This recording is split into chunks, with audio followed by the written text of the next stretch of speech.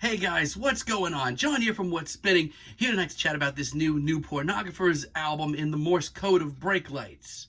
The new Pornographers are a Canadian supergroup, power pop legends, and amongst their ranks at one point or another have included some of my all-time favorite songwriters, whether it be Carl Newman or Nico Case or Dan Behar. You're looking at a lot of talent here. 2000's Mass Romantic is an indie classic. It's just so instantaneous and catchy and of course expertly written. And of course, because you had all these talents in one group, this album was brimming with personality and all sorts of different personalities.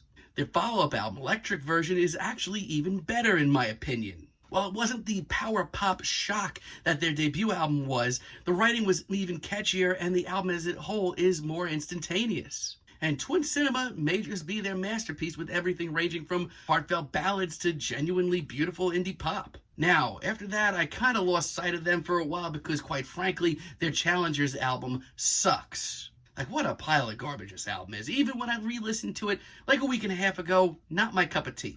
But they recovered very strongly with the immaculate and incredibly catchy Together album. This album sort of fused their indie pop and art pop sounds with like some old school radio rock and pop rock. It's just a very feel-good album.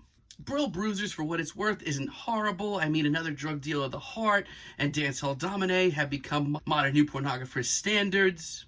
And while I missed the songwriting of Dan Behar so much, I really enjoyed Whiteout Conditions as well. Maybe you haven't guessed, but I'm actually a gigantic fan of the Pornographers. Now, for a while, I've been really pumped for this album. These new singles have been genuinely catchy and instantaneous, as most new Pornographers singles are. Let's chat about this album. Not so shocking, a lot of this album is just quality indie pop from some really great songwriters. This album starts off with You'll Need a Backseat Driver, and instantly it's kind of obvious they've moved away from the synths of their last album for a much more organic sound. Classic new Pornographers fans will enjoy that. And honestly, it's a pretty right sound for them right now. It's sweet and it's charming, and if you know anything about the new Pornographers, you'll know that these harmonies are exactly where they need to be. The semi-upbeat sound is very welcoming. And like, at the end of the day, you are just in the presence of a bunch of people who can just write incredibly catchy pop songs. Hell, it even gets a little heavier when the chorus pops in. I mean, yeah, it could have been a little bit more explosive or grandiose, but still very pleasant intro. Colossus of Rhodes, on the other hand, is actually really interesting and genuinely different for the Pornographers. It's very cinematic, it's very cosmic, and oddly enough, it's more synthetic than anything on Whiteout Conditions. The very intense string section is also very welcome. But don't worry, everything else about this track is just as catchy and just as precise. And some of the vocals here are some of the most passionate the Pornographers have to offer. It's the left turn that I really wasn't expecting to hear here, but hey, I'm glad it is here. Dreamlike and On the Rush is very classy, very elegant. I do get a sort of throwback vibe to their Together days here. It's mostly because I do sort of get that throwback pop rock, radio rock sound that they were going for on that album. And it's always something that they're going to be able to pull off. And lyrically, I do like the very poetic vibe to this one. As this album rolls on, it's just so obvious. Like, the new Pornographers, damn, you guys can write a catchy tune like and make it seem so easily. Take, for example, some of these singles. The Surprise Knock is just so instantaneous. Ever since I first heard this track, it was just so likable. It's so positive, it's so upbeat and incredibly bouncy as well. As a matter of fact, I would go as far as to say this is probably one of the funner tracks that they've written in years. The harmonies continue to hit so hard and make me so happy. It's just a wonderful single. And as far as my favorite single here, it would be easily Falling Down the Stairs of Your Smile. Don't even get me started on this track. It's so incredibly snappy, and honestly, it took me a while to really appreciate this one. It's not as instantaneous, but then all of a sudden, it just grew on me out of nowhere. It is wildly good. It's so rewarding and has a killer groove to it. It honestly brings me back to a much simpler time for the new Pornographers. Once again, I'm getting those Together pop rock, radio rock vibes, and it's just really bringing me back. The layering here is also so wonderful. There's seemingly so much going on. It's easily one of the catchier indie pop tracks I've heard all year. I love the very whimsical vibes on Opening Ceremony. This may not be the very instantaneous pop anthem that I would expect from these guys, but it's very easy on the ears, charming, and also a little bit rustic. It's one of the more contagious tracks here. I can't help but get caught up in a lot of these harmonies. Again, it's not what I expected to hear, but I'm very into it.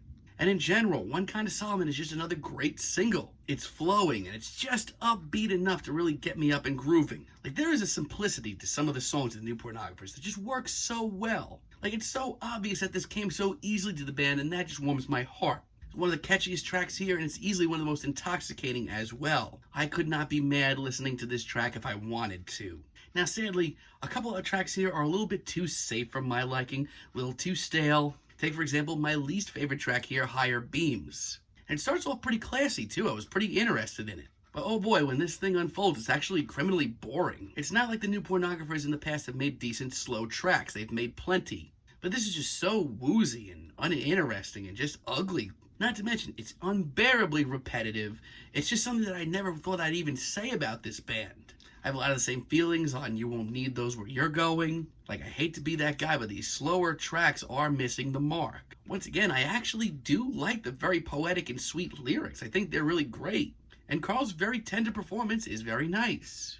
But this track to me just seems a little incomplete. It should be much more grandiose. From a distance, Need Some Giants is actually pretty sweet. I do actually like a lot of the ragtime pianos here. But some of these vocal harmonies actually seem a little phoned in. And honestly, might be some of the cheesier ones that they've wrote in the last couple of years. Now, a lot of this track kind of seems nice from a distance, but upon closer inspection, just seems under par. Like, sadly, a lot of the sounds here, I feel like a lot of their contemporaries are doing a lot better, and that's just something I really thought that I would never say about this band. There are a few really catchy moments here. That chorus is gold, so this might not be the biggest sin committed on this album, but I just know the new Pornographers can do better.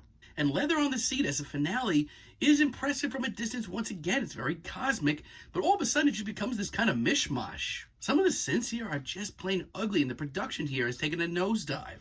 I just feel like this track is kind of a hodgepodge of leftover ideas from the rest of the tracks here. So yeah, obviously, when the new Pornographers are focused here, they are still an absolute tour de force in power pop, writing some of the catchiest indie pop and power pop tunes you will hear all year and making it seem easy. And the way that they've dialed back the clock here on a more rustic, old-school new Pornographers sound is actually really pleasing as well. But the few tracks here that are bad are actually god-awful and some of the worst tracks they've wrote in years. Still, though, the majority of this album is just a testament to the new Pornographers and just how great they are at writing genuinely catchy, likable indie pop tunes. I'm feeling a decent 7 on this album, but let me know what you guys think down below. If you like the video, be sure to give us a like, give us a subscribe, and let me know down below what you would like for me to chat about in the future.